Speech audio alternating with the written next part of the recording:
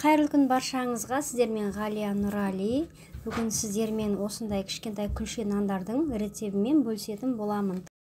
Осындай жұмсақ кереметтей дәмді күлше нанды пісіру үшін видеоны соңына дейін көріңіз.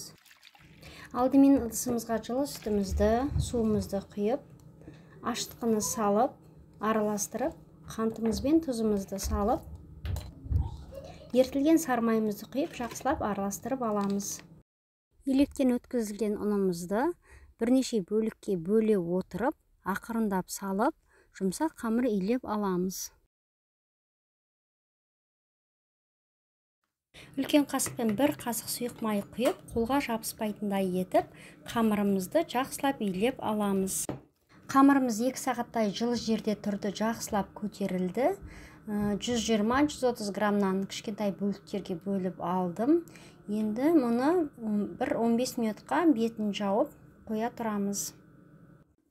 Қамырларымыз осылай ісініп жақсылап көтерілген. Енді бұны видеода көрсетілгендей ортасын басып шығамыз. Піскен кезде ортасы көтеріліп кетпес үшін осылай шанышқының көмегімен ортасына тесіктер салып шығамыз.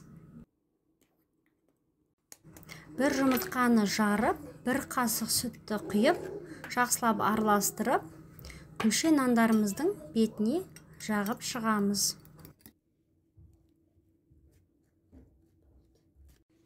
Өз қалауларыңыз бойынша бетіне кунжут, мак сеуіп, әдемілеп, әсемдеп шығуға болады.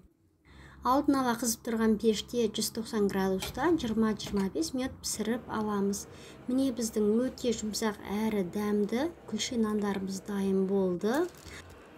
Барлықтарыңызға үйде жасап көруге кеңес беремін. Себебі бұны бұрыннан пісіріп көрмеген қыз-келіншектердің өзі пісіре алады деп сенімді түрде айта аламын. Барлықтарыңызға ас болсын.